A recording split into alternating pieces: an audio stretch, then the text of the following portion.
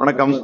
நான் படித்த பள்ளியில் 50 ஆண்டுகள் கடந்து என்னோடு படித்த நண்பர்களை பார்த்தேன். எனக்கு வாழ்க்கைக்கு கற்பித்த ஆசிரியர்களை பார்த்தேன்.